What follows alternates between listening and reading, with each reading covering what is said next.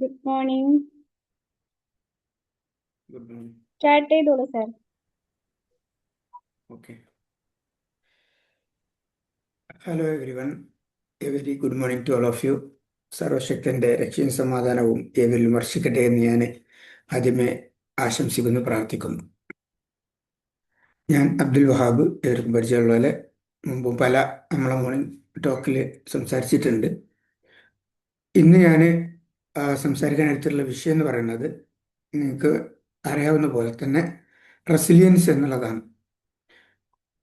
ആ ഒരു വാക്കിൻ്റെ അർത്ഥം അല്ലെങ്കിൽ ഇത് പരിചയമുള്ള ആരെങ്കിലും ഉണ്ടെങ്കിൽ ഒന്ന് ഗ്രൂപ്പിലൊന്ന് അൺമ്യൂട്ട് ചെയ്ത് വരണമെന്ന് ഞാൻ അഭ്യർത്ഥിക്കുകയാണ്. ഈ ഒരു വാക്ക് പരിചയമുള്ള അതിനൊരു അർത്ഥം പറയാൻ പറ്റുന്ന ആളുകൾ. Happy morning. ആർക്കെങ്കിലും എന്താണ് റെസിലിയൻസ് എന്നുള്ള അതിന്റെ അർത്ഥം അറിയെങ്കിൽ ഒന്ന് ഗ്രൂപ്പിലൊന്ന് തിരിച്ചു വരിക വരാമോ? എന്നല്ല, ക്ഷമയെന്നല്ല, ഓക്കെ പ്രതിസന്ധികൾ മറികടന്ന് തിരിച്ചു വരിക. ഓക്കെ താങ്ക് യു മാം. രണ്ടുപേര് പറഞ്ഞിട്ടുണ്ട്, ക്ഷമ എന്ന് പറഞ്ഞിട്ടുണ്ട്. Okay, thank you for your kind response.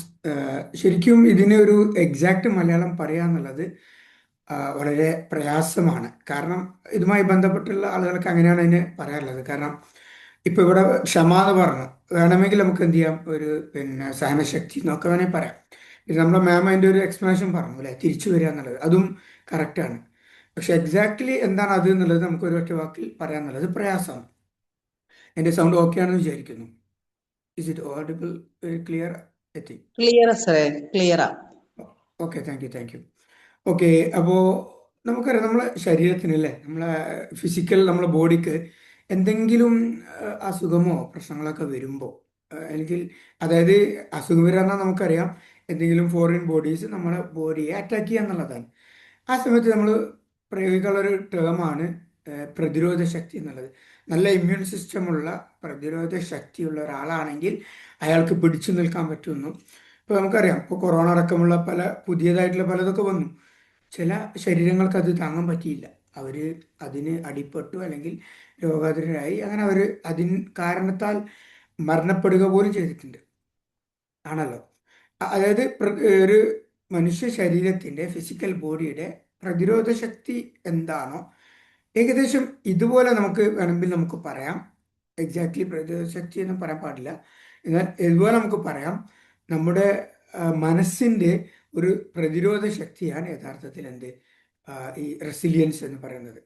ഞാൻ പറഞ്ഞു, എക്സാക്റ്റ് ഒരു മലയാളം നമുക്കതിന് പ്രയാസമാണ്. ഓക്കെ, ഇവിടെ പറഞ്ഞതെല്ലാം ശരിയാണ്, പക്ഷെ നമുക്ക് എക്സാക്റ്റ് ആയിട്ട് പറയാൻ പ്രയാസമാണ്. നമുക്കറിയാം, ഇപ്പോൾ നമ്മൾ സൂചിപ്പിച്ച പോലെ ശരീരത്തെ ഏതെങ്കിലും ഒരു വൈറസ് അറ്റാക്ക് ചെയ്യുന്നു എന്ന് വിചാരിക്കാം. ഫസ്റ്റ് ഓഫ് ഓൾ നമ്മളെ ബോഡി അത് ഐഡൻറ്റിഫൈ ചെയ്യും. നമ്മുടെ ബോഡിയിൽ ഒരു മെക്കാനിസം ഉണ്ട്, ഇമ്മ്യൂൺ സിസ്റ്റം എന്നുള്ളൊരു മെക്കാനിസം ഉണ്ട്. ആ ബോഡി അതിനെ ഐഡൻറ്റിഫൈ ചെയ്യുന്നു. അങ്ങനെ അത് മനസ്സിലാക്കി നമ്മുടെ ബോഡിയിൽ തന്നെ ഒരുപാട് സംഭവങ്ങളുണ്ട് അല്ലേ, എങ്ങനെ അതിനെ പ്രതിരോധിക്കണം എന്നുള്ളതിൻ്റെ പല ഒരു മെക്കാനിസം ഓൾറെഡി നമ്മളെ ബോഡിയിൽ ഉണ്ടാക്കി വെച്ചിട്ടുണ്ട്. നമ്മളെ ബ്ലഡുമായിട്ട് ബന്ധപ്പെട്ടും അതിൻ്റെ ബ്ലഡ് പ്ലേറ്റ്ലെറ്റായിട്ട് ബന്ധപ്പെട്ട് WBC ഒക്കെ നമ്മൾ പഠിച്ച കാര്യങ്ങളാണ്. അപ്പോൾ അത് ഐഡൻറ്റിഫൈ ചെയ്യുന്നു. അങ്ങനെ എല്ലാ രോഗത്തിനും, അതായത് വൈറസിനെ പ്രതിരോധിക്കാനുള്ള ടൂൾസ് അല്ല, ഒരു ബാക്ടീരിയ ഇൻഫെക്ഷൻ വരുമ്പോൾ അല്ലെങ്കിൽ ഒരു അറ്റാക്ക് വരുമ്പോൾ ഉപയോഗിക്കുക. അതായത് നമുക്കറിയാം, ഏതൊരു പ്രതിരോധത്തിനും അറ്റാക്കിനനുസരിച്ചാണ് അതിനെ പ്രതിരോധിക്കേണ്ടത് എന്നുള്ളത് നമുക്കറിയാം. അതേപോലെ തന്നെയാണ് നമ്മുടെ മനസ്സിനെ അറ്റാക്ക് ചെയ്യുന്ന, എന്താ മനസ്സിനെ അറ്റാക്ക് ചെയ്യുന്ന പറഞ്ഞാൽ, ഇപ്പോൾ സിമ്പിളായിട്ട് ഞാൻ ഇതിൻ്റെ ഒരു ഡെഫിനിഷൻ എനിക്ക് വളരെ ഏറ്റവും എളുപ്പമായി തോന്നിയൊരു ഡെഫിനിഷനാണ് മലയാളത്തിലുള്ള. അതായത് തിരിച്ചടികളിൽ നിന്ന് തിരിച്ചു വരാൻ, ജീവിതത്തിൽ വരുന്ന തിരിച്ചടികളിൽ നിന്ന് തിരിച്ചു വരാനും മാറ്റങ്ങളുമായി പൊരുത്തപ്പെടാനും അതുപോലെ പ്രതികൂലമായ സാഹചര്യങ്ങളെ അഭിമുഖീകരിച്ച് അതിൽ മുന്നോട്ട് പോകാനുള്ള ഒരാളുടെ കഴിവ്. ഇതാണ് ആക്ച്വലി റെസിലൻസിൻ്റെ ഒരു ഏറ്റവും സിമ്പിളായിട്ടുള്ള മലയാളത്തിലുള്ള ഒരു ഡെഫിനിഷൻ നമുക്ക് വേണമെങ്കിൽ പറയാൻ പറ്റും. ഇവിടെ മെയിൻ 3 കാര്യങ്ങൾ അവിടെ പറഞ്ഞിട്ടുണ്ട്. First of all, it is A skill. അതൊരു കഴിവാണ്.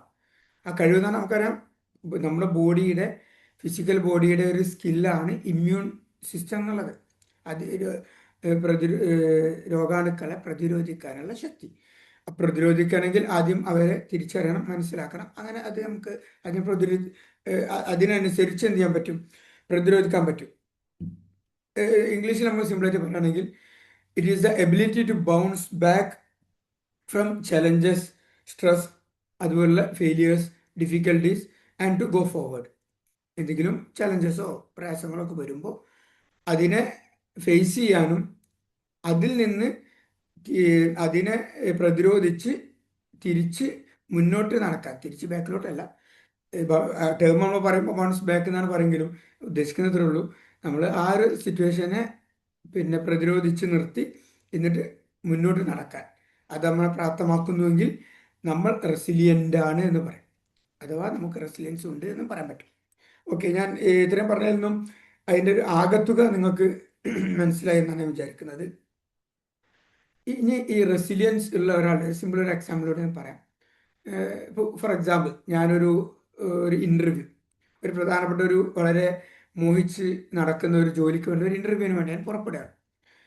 ഞാൻ ഉദ്ദേശിച്ച പോലെ നേരത്തെ തന്നെ വീട്ടിൽ നിന്ന് പുറപ്പെട്ടു. എനിക്ക് ട്രെയിൻ കയറി ഇച്ചിരി ലോങ് ജേണിയാണ്.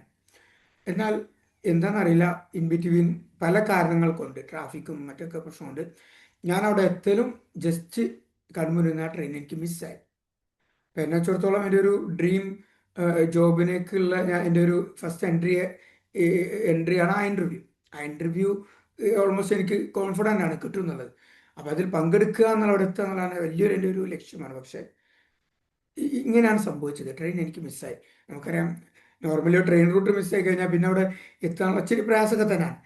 അവിടെ ഞാൻ എൻ്റെ ആ ഒരു പ്രശ്നത്തെക്കുറിച്ച് ആലോചിച്ച്, അഥവാ എനിക്ക് അവിടെ ഞങ്ങൾ തീരുമാനിക്കാനല്ലേ,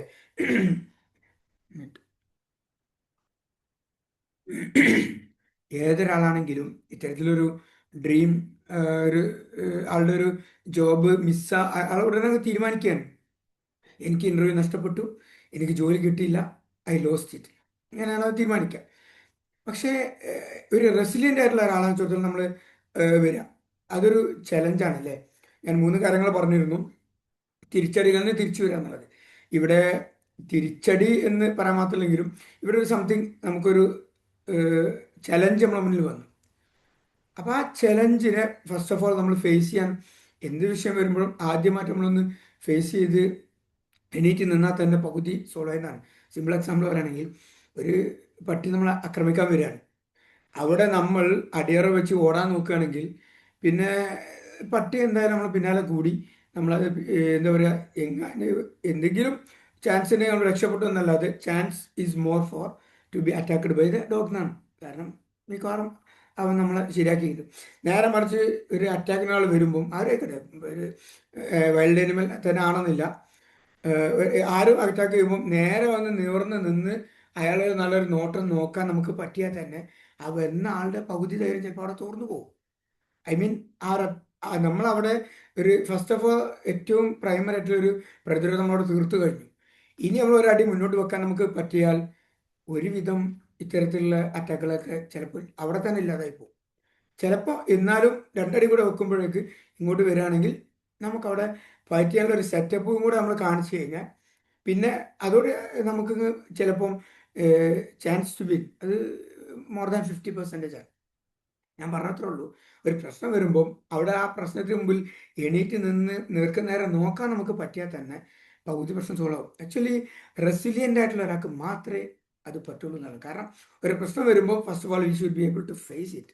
അതിനെ പിന്നെ അഭിമുഖീകരിക്കാനുള്ള ഒരു ഫസ്റ്റ് നമുക്കൊരു ഇതുണ്ടെങ്കിൽ തന്നെ നമ്മൾ പകുതി വിജയിച്ചു എന്നുള്ളതാണ്. എന്നാൽ ബാക്കി എന്ത് ചെയ്യണം, അതിനെ ഇപ്പോൾ ഒരു ഫിസിക്കൽ അറ്റാക്കാണ് നമുക്ക് ഈ പറഞ്ഞ പോലെയൊക്കെ ചെയ്യാം. പക്ഷേ നമ്മളെ മെൻ്റലി അല്ലേ, ഇതിൻ്റെ ഡെഫിനിഷൻ പറഞ്ഞപ്പം സ്ട്രെസ് നമ്മൾ പറഞ്ഞു, അല്ലെങ്കിൽ അത്തരത്തിലുള്ള സെറ്റ് ബാക്സുകൾ പറഞ്ഞു, അല്ലെങ്കിൽ ചലഞ്ചസ് പറഞ്ഞു. എന്ത് സംഭവമാണെങ്കിലും പല ആളുകളും ഈ ഒരു പ്രശ്നം വരുമ്പം അവിടെ അങ്ങ് വീണു പോകും ഇല്ലേ. ആ വീടിനടുത്ത് നിന്ന് ഒന്ന് എണീറ്റ് നിൽക്കാൻ, ഞാൻ പറഞ്ഞ പോലെ എണീറ്റ് നിന്ന് ഒന്ന് നേരെ നിവർന്ന് നിൽക്കാൻ പറ്റിയാൽ തന്നെ പകുതി നമ്മൾ വിജയിച്ചു എന്നുള്ളതാണ്. ഓക്കെ, എനിവേ പറഞ്ഞത്രേ ഉള്ളൂ. പ്രശ്നങ്ങൾ വരുമ്പം അതിനെ നേരിടാനുള്ള കഴിവ് എന്നാണ് ഏറ്റവും സിമ്പിളായിട്ട് റെസിലിയൻസിനെ നമുക്ക് പറയാൻ പറ്റും. ഓക്കെ, ഫസ്റ്റ് ഓഫ് ഓൾ ആയി പറഞ്ഞു അതൊരു സ്കില്ലാണെന്നുള്ളത് പറഞ്ഞു. ഇനി എന്തുകൊണ്ട് നമ്മൾ റെസിലിയൻ്റ് ആവണം, എന്തുകൊണ്ട് നമുക്ക് റെസിലിയൻസ് വേണം? ഇപ്പം ഈ ഇത്രയും പറഞ്ഞതിൽ നിന്ന് ആർക്കെങ്കിലും ഒന്ന് പറയാൻ പറ്റുമോ എന്തുകൊണ്ട് നമ്മൾ റെസിലിയൻ്റ് ആവണം, ഇല്ലെങ്കിൽ എന്താ പ്രശ്നം എന്നുള്ളതൊന്ന് പറയാൻ പറ്റുമോ?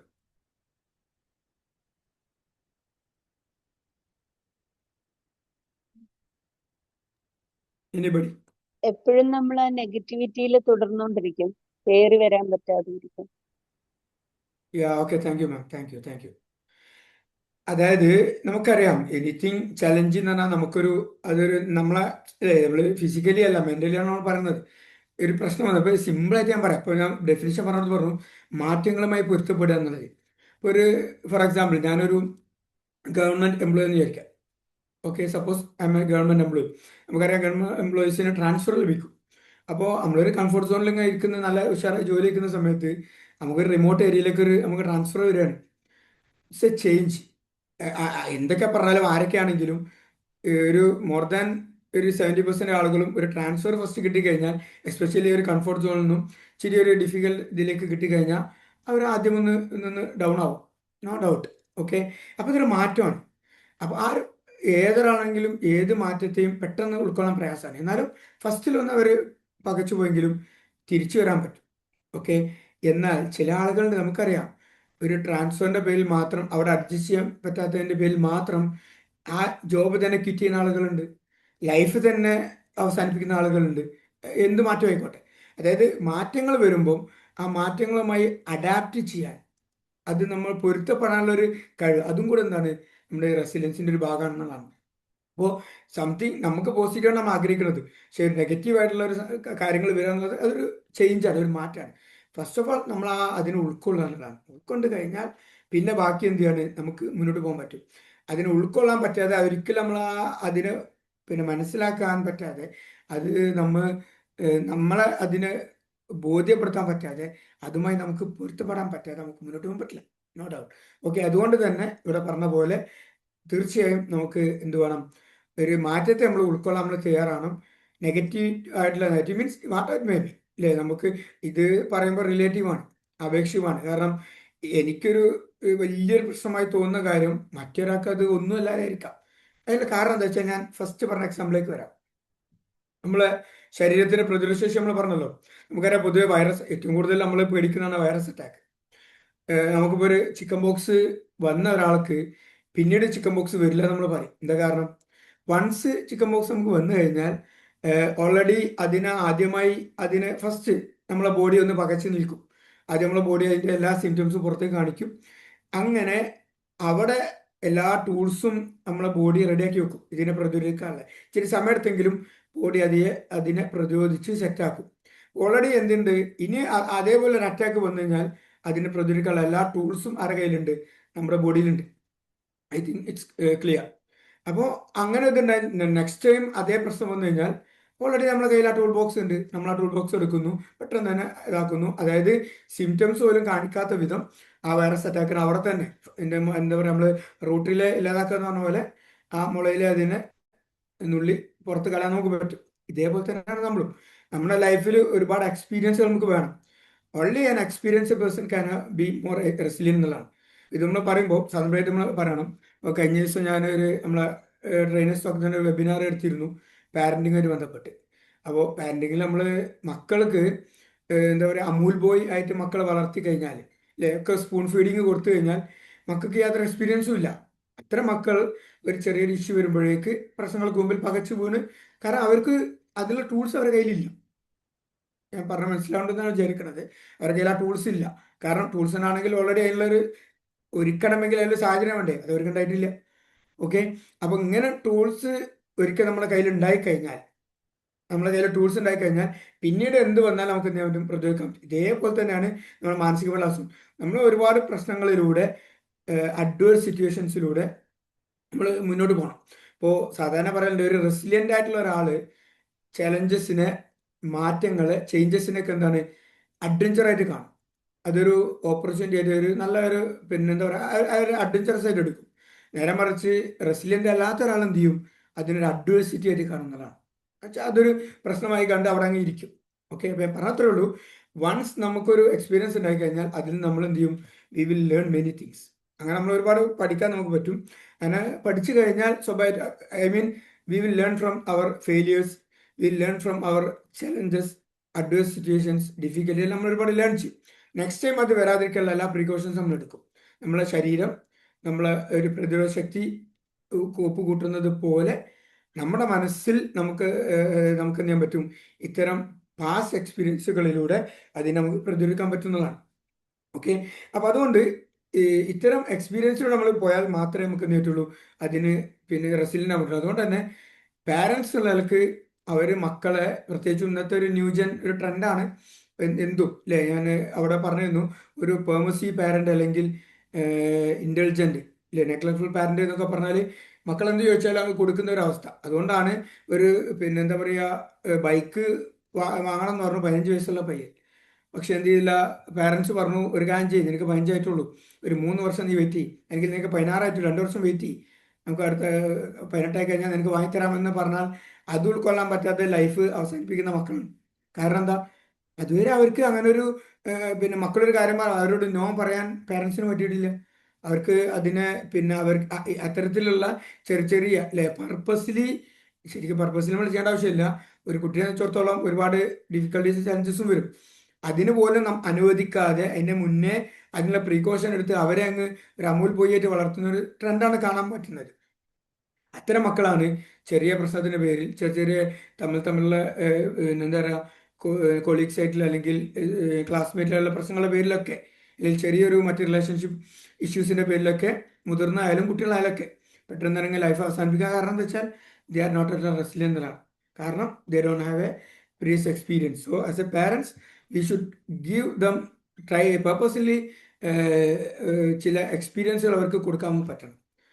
എക്സ്പീരിയൻസ് മീൻസ് അതിനെ അവരെ ട്രെയിൻ ചെയ്യിപ്പിക്കണം എന്നാണ് എനിക്ക് സാന്ത്വനമായിട്ട് പറയാനുള്ളത്.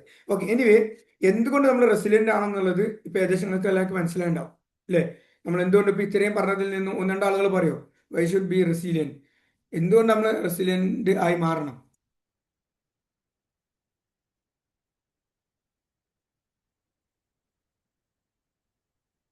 ആരെങ്കിലും?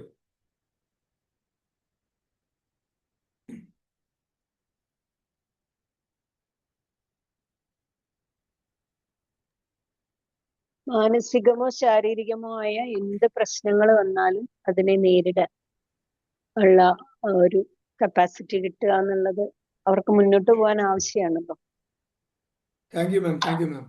അൾട്ടിമേറ്റ് ആയിട്ട് അത് തന്നെയാണ്. അതായത് നമ്മൾ പറയും ഒരു നല്ലൊരു ഗുഡ് മെന്റൽ ഹെൽത്ത് നമുക്ക് വേണമെങ്കിൽ നമുക്ക് റെസിലിയൻ്റ് ആണ്. കാരണം റെസിലിയൻ്റ് അല്ലാത്ത ഒരാളെ സംബന്ധിച്ചിടത്തോളം ഇവിടെ പറഞ്ഞ പോലെ അത് നമുക്കറിയാം, ഫിസിക്കൽ ഹെൽത്ത് എന്നുള്ളത് അത് മെന്റൽ ഹെൽത്തിനെ ബാധിക്കും. മെന്റൽ ഹെൽത്തും തിരിച്ചും രണ്ടും നമ്മളെന്താ പറയുക പൂരകങ്ങളാന്ന് പറയും അല്ലേ. അതായത് ഒന്നൊന്നിനെ പിന്നെ അങ്ങോട്ടും ഇങ്ങോട്ടും അതിനെ മ്യൂച്വലി ഡിപ്പെൻഡൻ്റ് ആണ്. അപ്പോൾ നമ്മൾ മെന്റലി റെസിലിയൻ്റ് ആയാൽ അത് നമ്മളെ ഫിസിക്കിനെ ബാധിക്കും. നമ്മൾ ഫിസിക്കലി ഓക്കെ ആണെങ്കിൽ അത് നമ്മൾ എന്ത് ചെയ്യും, അതിനെ മെന്റൽ ഹെൽത്തിനെയും ബാധിക്കും. അതുകൊണ്ട് തീർച്ചയായും നമ്മൾ റെസിലിയൻ്റ് ആണെങ്കിൽ അത് നമ്മുടെ മെന്റൽ ഹെൽത്തിനെ തീർച്ചയായും അതിനെ ഹെൽപ്പ് ചെയ്യുന്ന യാതൊരു സംശയമില്ല. പിന്നെ ഇവിടെ പറഞ്ഞ പോലെ സ്ട്രെസ്, നമുക്ക് സ്ട്രെസ് ഉണ്ട് അല്ലെ, യൂസ്ട്രെസ് ഉണ്ട്, ഡിസ്ട്രെസ് ഉണ്ട്. അതിൽ ചീത്തയായ സ്ട്രെസ്, അതായത് നെഗറ്റീവ് സ്ട്രെസ്സുകൾ നമുക്ക് എന്ത് ചെയ്യാൻ പറ്റും, തീർച്ചയായും അതിൽ പോസിറ്റീവ് സ്ട്രെസ്സിനെ പോലും നെഗറ്റീവായി കാണുന്ന ആളുകളായിരിക്കും റെസിലിയൻ്റ് അല്ല എന്നുണ്ടെങ്കിൽ. Only a resilient person can be have eustress and distress. കാരണം സ്ട്രെസ് എന്നുള്ളത് അനിവാര്യമാണ് നമ്മുടെ ലൈഫിൽ, ഇല്ലെങ്കിൽ മുന്നോട്ട് പോകാൻ കഴിയില്ല. ആ നല്ല സ്ട്രെസ്സിനെ നല്ലതായി കാണാൻ ആർക്കേ പറ്റുള്ളൂ, പിന്നെ ഒരു റെസിലിയൻ്റ് ആർക്കാണ് പറ്റുള്ളൂ. ഇല്ലെങ്കിൽ ഒരു നല്ലതായിട്ട് ഉള്ള, അത് ഫോർ എക്സാമ്പിൾ എക്സാം, അതൊരു എക്സാം എന്നുള്ള ഒരു ബോധം നല്ലൊരു സ്ട്രെസ്സാണ്. പക്ഷെ അതുപോലും നെഗറ്റീവായ എന്താ പറയുക എക്സാമോഫോബിയ, പരീക്ഷ പേടി എന്ന് പറഞ്ഞതിലേക്ക് പോയി തിന്നാനും കുടിക്കാനും നിൽക്കാത്തൊരവസ്ഥ വരിക എന്നുള്ളത് എന്താണ്, അതോടെ റെസിലിയൻ്റ് അല്ലാത്തതിൻ്റെ ഒരു സിമ്പിളാണ്. അതുപോലെ നമ്മളെ ഇമോഷണൽ ബാലൻസിനെ അത് സഹായിക്കും, അതൊരു അംശമില്ല. കാരണം അതെല്ലാം ഞാൻ ഈ ഒറ്റ വാക്കിൽ എന്താണ് മെന്റൽ ഹെൽത്ത് എന്നുള്ള ഒറ്റ വാക്കിൽ വരുന്നതാണ്. അതുപോലെ ഏറ്റവും പ്രധാനപ്പെട്ട ഒരു പോയിന്റാണ് പ്രോബ്ലം സോൾവിങ് അല്ലെ. ഒരു പ്രശ്നം വരുമ്പോൾ അതിനെ നേരിടാൻ, ഇപ്പോൾ സിമ്പിൾ എക്സാമ്പിൾ, ഇപ്പോൾ ഞാൻ ഫസ്റ്റ് പറഞ്ഞ എക്സാമ്പിൾ എടുക്കാം. ട്രെയിന് നമ്മൾ വന്നു, ട്രെയിന് മിസ്സായി. ഉടനെ ഒരു റെസിലിയൻ്റ് ആയിട്ടുള്ള ഒരാളാണെങ്കിൽ ഫസ്റ്റ് ഒന്ന് സ്റ്റക്ക് ആവും, എവരിബഡി വിൽ. പക്ഷെ ഉടനെ ആൾ എന്ത് ചെയ്യും, പെട്ടെന്ന് ആലോചിക്കും. കാരണം അയാളെ വെച്ചിടത്തോളം ആ ട്രെയിനല്ല അയാളുടെ ലക്ഷ്യം.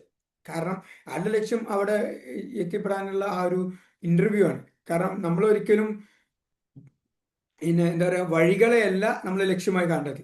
നമുക്കൊരു ഗോളുണ്ട്, ആ ഗോളിലേക്കുള്ള വഴികൾ ഒന്ന് എന്തെങ്കിലും കാരണം കൊണ്ട് ബ്ലോക്ക് ആയി കഴിഞ്ഞാൽ നമ്മൾ അതിൻ്റെ ഒരു ആൾട്ടർനേറ്റീവ്, മറ്റൊരു വഴി നമ്മൾ തേടണം എന്നുള്ളതാണ്. റെസിലിയൻ്റ് ആയിട്ടുള്ള ആൾക്ക് മാത്രമേ പറ്റുള്ളൂ.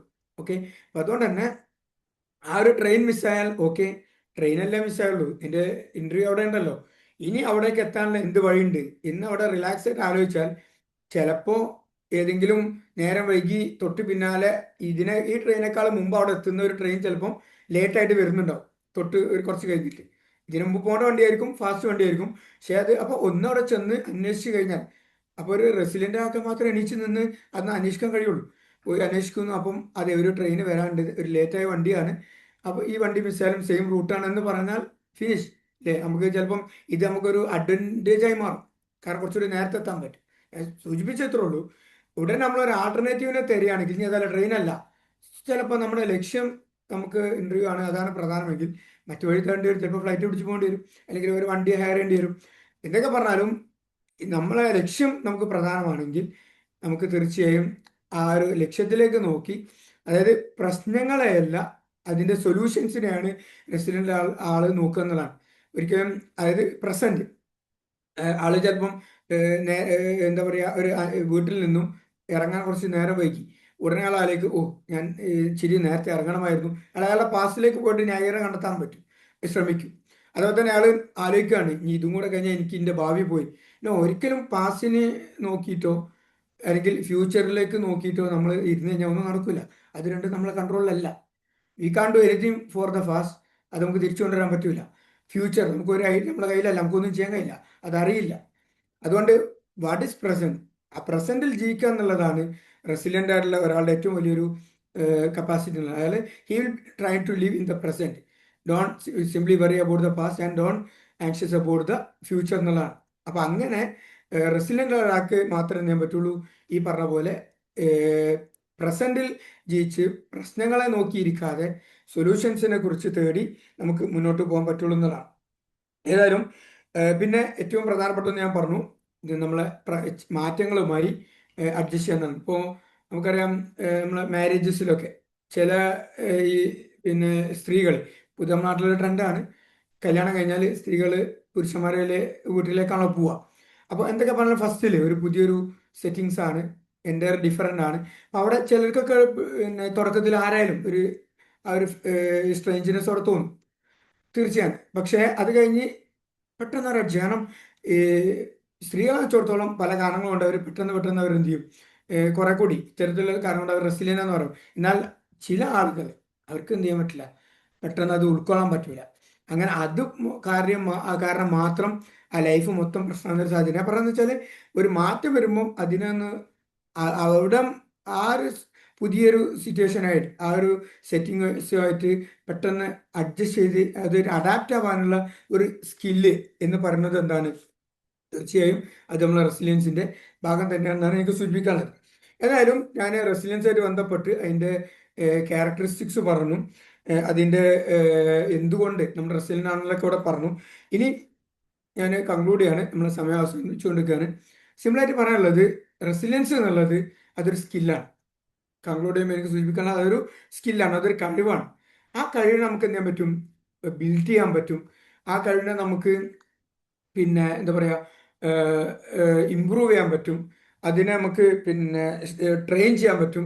ത്രൂ പ്രാക്ടീസ്, ത്രൂ ട്രെയിനിങ് നമുക്ക് അതിനെ ആ സ്കിൽ, ഏതൊരു സ്കില്ലും പോലെ ആ ഒരു സ്കില്ലിനെ നമുക്ക് എന്ത് ചെയ്യാൻ പറ്റും, നന്നായിട്ട് ഇമ്പ്രൂവ് ചെയ്ത് കൊണ്ടുവരാൻ പറ്റും.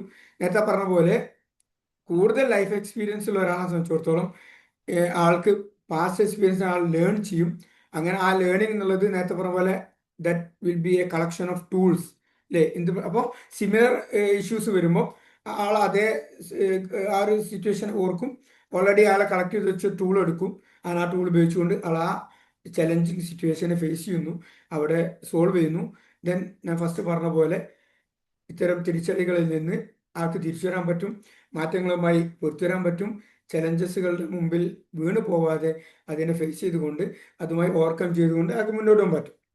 ഇനി നമുക്ക് എങ്ങനെ ഇത് ബിൽഡ് ചെയ്യാം, അതൊരു വലിയൊരു ഏരിയയാണ്, അത് ഈ ഒരു സെഷൻ നമുക്ക് തീർക്കാൻ പറ്റില്ല. എന്നാലും ഒന്ന് രണ്ട് ചെറിയ പോയിന്റ്സ് മാത്രമേ പറയാം. ഏറ്റവും പ്രധാനം നല്ലൊരു സപ്പോർട്ട് സിസ്റ്റം നമുക്ക് ഉണ്ടാകുന്നതാണ്. സപ്പോർട്ട് സിസ്റ്റം എന്ന് പറയുമ്പം നമുക്കറിയാം, ഇപ്പം എനിക്കൊരു പ്രശ്നം വരുമ്പോൾ കുറേയൊക്കെ ഞാൻ ഈ പറഞ്ഞ പോലെ നമ്മളിപ്പോൾ ഇത്രയും മനസ്സിലാക്കിയ പോലെ നമുക്കതിൽ കുറച്ച് നമ്മുടേതായിട്ടുള്ളൊരു ആ ഒരു സ്കില്ല് വെച്ചുകൊണ്ട് അതിന് നേടാൻ പറ്റും. പക്ഷെ ചിലതൊന്നും അവിടെ നിൽക്കൂല. അവിടെയാണ് ജസ്റ്റ് അതൊന്ന് ഷെയർ ചെയ്യാൻ പറ്റിയ ഒരാൾ, അത് ഒരാൾ മീൻസ് ഒന്നോ രണ്ടോ അല്ലെങ്കിൽ കുറച്ച് ആളുകൾ, അത് വളരെ നിർബന്ധമാണ്. അതായത് നല്ലൊരു റിലേഷൻഷിപ്പ് അല്ലെ, മറ്റുള്ളവരുമായി നല്ലൊരു റിലേഷൻഷിപ്പ് ഉണ്ടാവുക എന്നുള്ളത് ഒരു വലിയ കാര്യം. ഇപ്പം എല്ലാവരും പെട്ടെന്ന് എന്താ പറയുക മിങ്കിളാവാൻ പറ്റുന്ന, ഐ മീൻ എവിടെ ചെന്നാലും ഇപ്പോൾ ഒരു പുതിയൊരു ജോലി സ്ഥലത്തെത്തി, അവിടെ ഇങ്ങനെ ഒറ്റയ്ക്ക് എൻ്റെ സീറ്റിൽ ഇരുന്ന് ഇങ്ങനെ ഡെസ്ക് അടിച്ചിരിക്കുന്നതിന് പകരം ചെന്ന ഉടനെ ഞാൻ എല്ലാവരുമായിട്ട് ഇങ്ങോട്ട് ചിരിച്ച് നല്ലൊരു സ്മൈലിംഗ് ഫേസോട് കൂടി, അതായത് നമ്മളോട് വരുമ്പോഴേക്ക് ബാക്കിയുള്ളവർക്ക് അതൊരു ഹാപ്പിയൊക്കെ കൊടുക്കുന്ന രീതിയിലാണെങ്കിൽ, നമുക്കൊരു വിഷയം വരുമ്പോൾ അവർ നമ്മൾ പറയാതെ നമ്മുടെ ഫേസോ നമ്മളൊരു എന്തെങ്കിലും ബോഡി ലാംഗ്വേജ് മാത്രം കണ്ട് അവർ നമ്മളിലേക്ക് വരും. അത് സപ്പോർട്ട് സിസ്റ്റം നമ്മൾ അങ്ങോട്ട് അന്വേഷിക്കേണ്ട ആവശ്യമില്ല. അത് അങ്ങനെ ഒരു നല്ല റിലേഷൻഷിപ്പ് ഉണ്ടെങ്കിൽ തീർച്ചയായും നമുക്ക് എന്ത് ചെയ്യും, അത് നമ്മുടെ ഈ പ്രശ്നങ്ങൾ നേരിടാൻ നമ്മളെ സഹായിക്കും. ഫോർ എക്സാമ്പിൾ, ഇപ്പോൾ എൻ്റെ കയ്യിൽ ഒതുങ്ങി നിൽക്കാത്ത, എനിക്ക് താങ്ങാൻ പറ്റാത്ത വലിയൊരു ഇഷ്യൂ വന്നു. ഫോർ എക്സാമ്പിൾ, ഒരു ഫിനാൻഷ്യൽ ഒരു പൊതുവെ എല്ലാവർക്കും ഉണ്ടാകുന്നതാണല്ലോ, ഒരു ഫിനാൻഷ്യൽ ഒരു ക്രൈസിസ് വന്നു. വലിയൊരു എമൗണ്ട്, ചിലപ്പോൾ ഒരു 1-2 മാസം കഴിഞ്ഞ് നമുക്കത് റോൾ ചെയ്യാൻ പറ്റാവുന്ന, അത് തിരിച്ചു കൊടുക്കാൻ പറ്റുന്നേ ഉള്ളൂ. പക്ഷെ ആ സമയത്ത് അത് തരാൻ, അവിടെയാണ് നമുക്കിത് നമ്മൾ വിശ്വസിച്ച് നമുക്ക് ചെല്ലാൻ പറ്റുന്ന കുറച്ച് ആളുകൾ നമ്മൾ ചുറ്റിലും വേണം. സാമ്പത്തികം മാത്രമല്ല, ഏത് വിഷയം ആയിക്കോട്ടെ, അല്ലെങ്കിൽ നമ്മുടെ ഒരു പേഴ്സണൽ വളരെ കോൺഫിഡൻഷ്യൽ ഉള്ള ഒരു കാര്യം, അത്തരം കാര്യം മറ്റൊരാളോട് നമുക്ക് പറയാൻ പറ്റാവുന്ന കുറച്ച് റിലേഷൻഷിപ്സ് എന്ത് ചെയ്യണം, നമുക്ക് വേണം. ഇനി എന്തൊക്കെ വന്നാലും നമ്മുടെ കൂടെ നിൽക്കാൻ പറ്റുന്ന നല്ലൊരു ഫ്രണ്ട്ഷിപ്പ് സർക്കിള് ഇങ്ങനെയൊക്കെ ഉണ്ടായി കഴിഞ്ഞാൽ തന്നെ നമ്മൾ എന്ത് ചെയ്യും, അത് നമ്മുടെ ഒരു ഞാൻ നേരത്തെ പറഞ്ഞ പോലെ ആ റെസിലിയൻസ് ടൂൾസിലെ നല്ലൊരു ടൂളായി മാറുന്നതാണ്. പിന്നെ നേരത്തെ സൂചിപ്പിച്ചു, നമ്മൾ മൈൻഡ്ഫുൾനെസ് ആവുക എന്നതാണ്. മൈൻഡ്ഫുൾനെസ് ആവുക എന്ന് പറഞ്ഞാൽ പ്രസന്റ് ഇൻ ദ മൂമെന്റ് അല്ലേ, ആ ചെയ്യുന്ന കാര്യത്തിൽ നമ്മൾ അങ്ങ് പിന്നെ ആ ഒരു പ്രസന്റ് മൊമെന്റിൽ ജീവിച്ച് പാസ്റ്റിനെ കുറിച്ചോ ഭാവിയെ കുറിച്ചോ എന്ത് ചെയ്യാൻ പറ്റുക, ആലോചിക്കാതെ അതിനെക്കുറിച്ച് വറീഡ് ആവാതെ മുന്നോട്ട് പോകുന്നതാണ്. പിന്നെ ഞാൻ നേരത്തെ പറഞ്ഞിരുന്നു ഫിസിക്കൽ ഹെൽത്ത്, അതുപോലെ പിന്നെ വളരെ ഇമ്പോർട്ടൻ്റ് ആണ്. നമ്മൾ ഫിസിക്കലി ഫിറ്റ് ആയാൽ മാത്രമേ മെൻ്റലി കൂടെ നമുക്ക് ഫിറ്റ് ആകാൻ പറ്റുള്ളൂ. നമ്മൾ സാധാരണ പറയാറുണ്ട്, ഒരു സൗണ്ട് ബോഡിയിൽ മാത്രമേ ഒരു സൗണ്ട് ഹെൽത്ത് ഉണ്ടാവുള്ളൂ എന്നാണ്. നല്ലൊരു ഹെൽത്തി ഫിസിക്കൽ മാത്രമേ ഒരു ഹെൽത്തി സൈക്ക് ഉണ്ടാവുള്ളൂ എന്നുള്ളതാണ്. അതായത് അത് നിർബന്ധമാണ്. ഇപ്പോൾ അവിടെ നമ്മൾ ഒരുപാട് രോഗങ്ങൾ അടിപ്പെട്ട ഒരാളെ വെച്ചിടത്തോളം ആൾക്ക് എപ്പോഴും അത് അത്തരം പ്രശ്നങ്ങൾ എന്താ പറയുക, അയാൾ അലട്ടിക്കൊണ്ടിരുന്നാൽ ഒക്കെ മറ്റു പ്രശ്നങ്ങൾ വരുമ്പോൾ പെട്ടെന്ന് നമ്മൾ വീണ് പോകും. ഓക്കെ, അപ്പോൾ അതുകൊണ്ട് തന്നെ നമ്മൾ ഫിസിക്കലി ഹെൽത്ത് ആവാൻ വേണ്ടിയുള്ള ഹെൽത്തി ഡയറ്റും കാര്യങ്ങളൊക്കെ എന്ത് ചെയ്യണം, നമുക്ക് പിന്നെ ഉണ്ടാവണം. പിന്നെ നേരത്തെ പറഞ്ഞ പോലെ നമ്മളെ ഇപ്പം മുമ്പൊക്കെ സൂചിപ്പിച്ചിരുന്നു, സെൽഫ് കോൺഫിഡൻസ്, സെൽഫ് എസ്റ്റീം, ഇതൊക്കെ ഇതിനെ റെസിലിയൻസിനെ ബാധിക്കുന്ന വിഷയങ്ങളാണ്. സെൽഫ് എസ്റ്റീം പറഞ്ഞിരുന്നു, ആത്മാഭിമാനമുള്ള ഒരാൾക്ക് മാത്രമേ ഒരു പ്രശ്നങ്ങൾ വരുമ്പോൾ എന്ത് വരുമ്പോഴും ഒരു എണീച്ച് നിന്ന് ഒന്ന് നിവർന്ന് നിന്ന് നോക്കാൻ പറ്റുള്ളൂ. അപ്പം അത് നോക്കാനുള്ള ഒരു ഇത് വേണമെങ്കിൽ നമുക്കൊരു സെൽഫ് എസ്റ്റീം, നമുക്ക് അമ്മയെക്കുറിച്ച് നമ്മുടെ സെൽഫ് കമ്പാഷൻ നമുക്ക് വേണം. അതുപോലെ സെൽഫ് കോൺഫിഡൻസ്, പ്രശ്നങ്ങൾ വരുമ്പോൾ അത് നേരിടാൻ പറ്റുള്ള ഒരു കോൺഫിഡൻസ് ഉണ്ടായാൽ മാത്രമേ ഞാൻ പറഞ്ഞ പോലെ എണീച്ചിക്കാൻ പറ്റുള്ളൂ. അങ്ങനെ ഇതെല്ലാം ഇന്റർ റിലേറ്റഡ് ആണ്. അങ്ങനെ നല്ലൊരു സോഷ്യൽ റിലേഷൻഷിപ്പിലൂടെ ഈ പറഞ്ഞ പോലെ പിന്നെ നല്ലൊരു ഒരുപാട് ലൈഫ് എക്സ്പീരിയൻസുകളിലൂടെ നമുക്ക് നമ്മൾ ഈ പറയപ്പെട്ട റെസിലിയൻസിനെ നമുക്ക് ആ സ്കില്ലിനെ ട്രെയിൻ ചെയ്യാൻ പറ്റും. കൂടുതൽ പ്രാക്ടീസ് ചെയ്ത് നമുക്ക് നമ്മുടേതായ രീതിയിൽ ഇമ്പ്രൂവ് ചെയ്യാൻ പറ്റും. അങ്ങനെ എന്ത് പ്രശ്നം വന്നാലും അവിടെ ഒന്നും പകച്ചു നിൽക്കാതെ അവിടെ അഭിമുഖീകരിച്ച് ചലഞ്ചസുകളെ നേരിട്ട് നമുക്ക് നമ്മുടെ ജീവിത വഴിയിൽ മുന്നോട്ട് പോകാൻ സാധിക്കും എന്നുള്ള യാതൊരു സംശയമില്ല. അതുകൊണ്ട് ഈ ഒരു വിഷയം ഈ ഒരു കുറഞ്ഞ സമയത്ത് എൻ്റെ എല്ലാ പരിമിതികളിൽ നിന്നുകൊണ്ട് ഞാൻ അത് കൺവിൻസ് ചെയ്യാൻ ശ്രമിച്ചു എന്നുള്ള എൻ്റെ വിശ്വാസം. ഇനി നിങ്ങളുടെ ഊഴമാണ്. ഏതായാലും ഈ ഒരു വിഷയം ഞാൻ ഇവിടെ കൺക്ലൂഡ് ചെയ്യുന്നു. Thank you.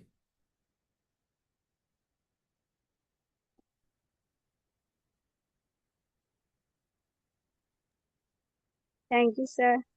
വളരെ റെലവെന്റ് ആയിട്ടുള്ള ഒരു ടോപ്പിക്കാണ് ഈ റെസൊണൻസ് എന്ന് പറയുന്നത്. ഇപ്പൊ നമ്മൾ ഇപ്പോഴത്തെ കാലത്ത് എന്ന് വെച്ച് കഴിഞ്ഞാല് നമ്മൾ പുറത്തുനിന്ന് ഭയങ്കര കുഴപ്പമില്ലാന്ന് തോന്നുന്ന ആൾക്കാർ പോലും ഭയങ്കര സ്ട്രെസ്സിൽ കൂടെയൊക്കെയാണ് കടന്നു പോകുന്നത് അല്ലേ. നമ്മുടെ ലൈഫ് എന്ന് പറയുന്നത് അൺപ്രഡിക്റ്റബിൾ ആണ്. ചലഞ്ചസ് ഉണ്ടാവും, ഫെയിലിയേഴ്സ് ഉണ്ടാവും, പ്രോബ്ലംസ് ഒക്കെ ഇങ്ങനെ വന്നുകൊണ്ടിരിക്കും. അതൊന്നും മുൻകൂട്ടി വാണിംഗ് ഒന്നും തന്നിട്ട് വരേണ്ടതല്ല.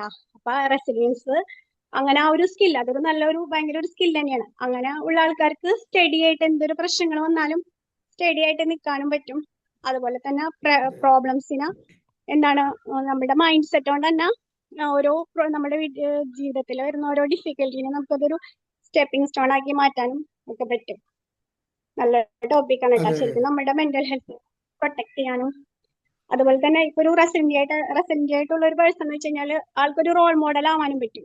അതായത് മറ്റുള്ളവർ നോക്കുമ്പോൾ യെസ് അവരുടെ ആ ഒരു സ്ട്രെങ്ത്, അവരുടെ ആ ഒരു ആറ്റിറ്റ്യൂഡ് മറ്റുള്ളവരെ ഇൻസ്പയർ ചെയ്യാനായിട്ടും അങ്ങനെ കുറെ കാര്യങ്ങൾ. അപ്പം ഇത് ഭയങ്കരമായിട്ട് ബിൽഡപ്പ് ചെയ്തെടുക്കേണ്ട ഒരു സ്കിൽ തന്നെയാണ്. സാർ എന്തായാലും ഇതിന്റെ ഒരു എങ്ങനെ ഇത് ബിൽഡ് ചെയ്യാന്നുള്ളതിന്റെ ഒരു ലാസ്റ്റിൽ ഇപ്പൊ ടൈം ഇല്ലാത്തതാണ് ഇങ്ങനെ പെട്ടെന്ന് ഓടിച്ചു പോയി. അതിന്റെ ഒരു ഡീറ്റെയിൽഡ് ക്ലാസ് തന്നെ വേണം അതെ കേട്ടോ. അതെ അതെ ഓക്കെ താങ്ക് യു. അതുപോലെ നമ്മുടെ കോൺഫിഡൻസ് ഇമ്പ്രൂവ് ചെയ്യാനും എല്ലാത്തിനും. അതെ ഇതെല്ലാം പറഞ്ഞല്ലോ ഇന്റർ റിലേറ്റഡ് ആണ്. അതെ താങ്ക് യു അതെ മാം. അതെ താങ്ക് യു. വെൽക്കം. ഇവിടെ മാം പറഞ്ഞ പോലെ നമ്മളൊരു ടീം ഒക്കെ വരുമ്പം അവിടെ റെസിലൻ്റ് ആളായിരിക്കും മിക്കവാറും ലീഡറായിട്ട് വരിക. കാരണം ലീഡേഴ്സ് എന്ന് പറഞ്ഞാൽ ആരാ? അവര് പിന്നെ മറ്റുള്ളവർക്ക് അവരുടെ സ്വന്തം കാര്യം നോക്കിയത്. പക്ഷെ ലീഡർ എന്ന് പറയുമ്പോൾ ഒരു ടീമിനെ കൂടി ആ ടീമിന്റെ പ്രശ്നങ്ങളും കൂടെ എന്ത് ചെയ്യണം, അയാൾ ഹാൻഡിൽ ചെയ്യണം എന്നുള്ളതാണ്. അപ്പം ഒരുപാട് എക്സ്പീരിയൻസുകളിലൂടെ കടന്നു പോയ ആൾക്ക് മാത്രമേ എന്ത് ചെയ്യാൻ പറ്റുള്ളൂ, അവിടെ വരാൻ പറ്റുള്ളൂ. Okay thank you ma'am. Hello sir, good morning. Good morning. നല്ല ടോപ്പിക് സെലക്ഷൻ ആയിരുന്നു കേട്ടോ. Thank you. ശരിക്കും റെസിലിയൻസ് എന്ന് ചോദിച്ചപ്പോൾ ഞാൻ ക്ഷമ എന്ന് പറഞ്ഞിട്ടുണ്ടായിരുന്നു. അതായത് ശരിക്കും നമ്മള് അത് ഒരു വളരെ ഒരു നമ്മൾ ക്ഷമ എന്ന് പറയുമ്പോൾ വെറുതെ ഒരു ഫോർഗീവ്നെസ് അല്ല, നമ്മളിങ്ങനെ ക്ഷമിക്കുക എന്നുള്ള രീതിയിലല്ല. നമ്മൾ വളരെ പേഷ്യന്റ് ആയിട്ട് ഇരുന്നിട്ട് ഓരോ കാര്യങ്ങളെയും അല്ലെ, അതായത് നമ്മൾ മനസ്സിലാക്കുകയാണ് ഇത് എന്തുകൊണ്ടാണ് നമ്മുടെ ലൈഫിൽ ഓരോ പ്രശ്നങ്ങളും വരുമ്പോൾ ഇത് എന്തുകൊണ്ടാണ് നമ്മൾ ഇതിനോട് പെട്ടെന്ന് ചാടിക്കേറി റെസ്പോണ്ട് ചെയ്യാതിരിക്കുക. അത് യെസ് അത് എന്തുകൊണ്ട് വന്നു, അപ്പൊ അത് നമ്മളൊരു സെൽഫ് ടോക്ക് നടത്തുക. നമ്മുടെ സ്കൂളിൽ ഒരു മാനേജർ ഉണ്ടായിരുന്നു കേട്ടോ. നമ്മളിങ്ങനെ വലിയ പ്രശ്നങ്ങളൊക്കെ ആയിട്ട് ചെല്ലുമ്പം ആള് ജസ്റ്റ് ഒന്ന് കണ്ണിങ്ങനെ അടയ്ക്കും. എന്നിട്ട് ഇങ്ങനെ നമ്മൾ ഓർക്കും എന്തിന് എന്നാലും, പക്ഷെ അദ്ദേഹത്തിനോട് തന്നെ ടോക്ക് ചെയ്യാണ്. അതിനുശേഷമാണ് നമ്മളോട് ആൻസർ പറയുന്നത്. ഒരു അച്ഛനാട്ടോ, ഭയങ്കര ഫേമസ് ആയിട്ടുള്ള ഒരു അച്ഛനാണ് നമ്മളോട് വർത്താനം പറയുന്നത്. അപ്പൊ നമുക്ക് ഒരിക്കലും ആ ഒരു ആൻസർ കിട്ടുമ്പോൾ നമുക്ക് പെട്ടെന്ന് ദേഷ്യം വരികയോ അതിനോട് ഒന്നും തോന്നൂല. എന്താന്ന് വെച്ചാൽ വളരെ ആപ്റ്റ് ആയിട്ടുള്ള ഒരു ആൻസർ ആയിരിക്കും. അപ്പൊ നമ്മൾ എന്തൊരു കാര്യം വരുമ്പോഴും നമ്മൾ എന്ത് ചെയ്യുക, നമ്മളോട് തന്നെ ഒന്ന് ചോദിക്കുക, നമ്മൾ ഈ പറയാൻ പോകുന്നത് അല്ലെ ചെയ്യാൻ പോകുന്നത് ശരിയാണോ. നമ്മുടെ ലൈഫിൽ എത്ര വലിയ ഫെയിലിയേഴ്സോ അല്ലെങ്കിൽ എത്ര വലിയ സക്സസ്സോ ഉണ്ടാകുമ്പോഴും നമ്മൾ അതിനോട് പ്രതികരിക്കുന്ന രീതി വളരെ ഇമ്പോർട്ടന്റ് ആയിരിക്കുക. പിന്നെ അല്ലെ, സാർ ഒത്തിരി കാര്യങ്ങൾ പറഞ്ഞു, വളരെ നല്ലതായിരുന്നു. അതെ ഇത് നമ്മുടെ പിന്നെ സാർ പറഞ്ഞതില് എനിക്ക് ഏറ്റവും ഇഷ്ടമായത്, അതായത് നമ്മൾ എങ്ങനെ വേണം ഓരോ കാര്യങ്ങളെയും ഇത് ഡെവലപ്പ് ചെയ്ത് കൊണ്ടുവരേണ്ടത്. എല്ലാം പറഞ്ഞില്ലെങ്കിലും കുറച്ച് കാര്യങ്ങൾ പറഞ്ഞു. അത് അതിനുള്ള സമയപരിധി കൊണ്ടാണ് അതൊരു വലിയൊരു ടോപ്പിക് ആണ്, ഹൗ ടു ബിൽഡ് റെസിലിയൻസ് എന്നുള്ളത്. അതെ, അതിലെ ഒരു ഭാഗമാണ് നമ്മുടെ ബോഡിയെ നമ്മൾ എങ്ങനെ കീപ്പ് ചെയ്യുന്നു എന്നുള്ളത്. നമ്മുടെ പ്രോപ്പർ സ്ലീപ്പ്, നമ്മുടെ പ്രോപ്പർ ഫുഡ്, അതല്ല നമുക്ക് നമ്മളോട് തന്നെയുള്ള ഒരു സെൽഫ് കെയർ, ഇതൊക്കെ ഇമ്പോർട്ടൻ്റാ. സാറ് പറഞ്ഞ പോലെ ഈ പ്രത്യേകിച്ച് ഈ ലേഡീസ് എപ്പോഴും നമ്മൾ ബാക്കിയുള്ളവരുടെ കാര്യങ്ങൾക്ക് ഇമ്പോർട്ടൻസ് കൊടുക്കുമ്പോൾ നമ്മൾ നമ്മളെ തന്നെ മറന്നു പോകുന്ന ഒരു സ്റ്റേജസ് ഒക്കെ ഉണ്ട്. അപ്പൊ അതൊക്കെ എല്ലാവരും എല്ലാവരും നമുക്ക് പ്രധാനപ്പെട്ടവരാണ്. അതിനോടൊപ്പം നമ്മളും ഒരു വ്യക്തി എന്ന രീതിയിൽ ഈ ഭൂമിയിൽ വേണമെങ്കിൽ നമ്മൾ നമ്മളെ തന്നെ സ്നേഹിക്കാനും പഠിക്കണം. ജീവിക്കുന്ന കാലം അത്രയും വേറൊരാൾക്കൊരു ബാധ്യതയാവാതെ സന്തോഷത്തോടെ മറ്റുള്ളവർക്ക് സന്തോഷം കൊടുത്ത് ജീവിക്കണമെങ്കിൽ നമ്മളും വളരെ ഇമ്പോർട്ടന്റ് ആണ് അല്ലെ. അപ്പൊ അങ്ങനെ ഒത്തിരി കാര്യങ്ങൾ കേട്ടോ പറഞ്ഞു പോയാൽ നമ്മൾ ഇങ്ങനെ പറയും. അത് കാരണം ഓക്കെ, നല്ല ക്ലാസ് ആയിരുന്നു കേട്ടോ സാറേ, സൂപ്പർ ആയിരുന്നു കേട്ടോ. Okay thank U. പിന്നെ അതിലെ കൂടെ ഞാനൊരു വിട്ടുപോയൊരു കാര്യമാണ് മാം പറഞ്ഞ ആലോചിച്ചത്. എൻ്റെ ഇടയ്ക്ക് പറഞ്ഞൊരു വിഷയം, അതായത് ഇമോഷണൽ ഒരു കൺട്രോൾ, ഇമോഷണൽ ബാലൻസ് പറയുന്നു. ഒരു വിഷയം വരുമ്പോൾ ഇപ്പോൾ മാം പറഞ്ഞില്ലേ മാനേജറെ കാര്യം. ഇപ്പോൾ നമ്മളൊരു വലിയൊരു പ്രശ്നമായിട്ട് വരുമ്പം അല്ലെങ്കിൽ നമ്മൾ ചെല്ലുമ്പം അതേ ടോണിൽ മാനേജർ റിയാക്ട് ചെയ്താൽ പിന്നെ അത് ഒരു മുന്നോട്ട് പോവില്ല. കാരണം ഞാൻ നേരത്തെ പറഞ്ഞ പോലെ ലീഡർഷിപ്പിന് പറ്റിയ ഒരു ക്വാളിറ്റി അല്ല. നേരെ മറിച്ച് ആദ്യം നല്ല ലിസണർ ആയിരിക്കുമല്ലോ. അപ്പം അത് കേട്ടിട്ട് ഒന്ന് നിന്ന് ഒരു എന്താ പറയുക, നമ്മൾ സാധാരണ പറയും ഡോൺ റിയാക്ട്, ബി പ്രൊആക്റ്റീവ് എന്ന് പറയാം. ഒരിക്കലും നമ്മൾ റിയാക്റ്റീവ് ആവരുത്. റിയാക്റ്റീവ് പറഞ്ഞാൽ ഒരുത്തം വന്ന് 4 ചീത്ത പറഞ്ഞു കഴിഞ്ഞാൽ 8 ചീത്ത അങ്ങോട്ട് പറയുന്നതാണ് റിയാക്ട് ചെയ്യാന്ന് പറഞ്ഞാൽ. എന്നാൽ ഒരാൾ 4 ചീത്ത പറയുമ്പോൾ അതൊന്ന് കേട്ട് നിന്ന് ആലോചിച്ചിട്ട് ഇതിവിടെ ഒരു മറുപടി പറയണ്ടെന്ന് ആലോചിച്ച് പറയേണ്ടതാണെങ്കിൽ പറയേണ്ട പോലെ പറയാന്നുള്ളതാണ് പ്രൊആക്റ്റീവ്നെസ് പറയാം. അപ്പം അങ്ങനെ അതും ഈ ഒരു ഇമോഷണൽ ബാലൻസും നമ്മുടെ റെസിലിയൻസിൻ്റെ ഒരു ക്യാരക്ടറിസ്റ്റിക് ആയിട്ട് വരും. മാം പറഞ്ഞപ്പോഴാണ് ഓർത്തത്. Thank you ma'am. Thank you sir. Welcome.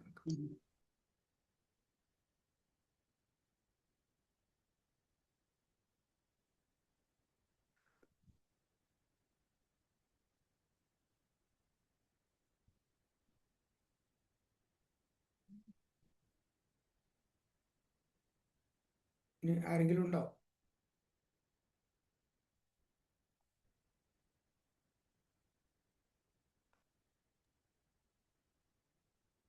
Good morning all.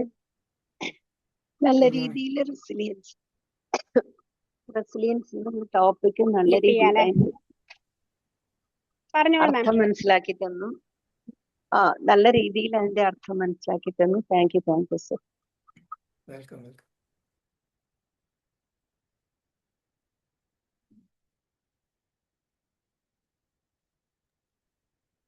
Sir നമുക്കപ്പോ വൈൻഡപ്പ് ചെയ്യാല്ലേ സർ? ഓക്കെ, ഇനിയൊന്നും ഇല്ലെങ്കിൽ വൈൻഡപ്പ് ചെയ്യാം. സമയം കുറച്ച് കൂടുതൽ എടുത്തു എന്ന് തോന്നുന്നു അല്ലേ?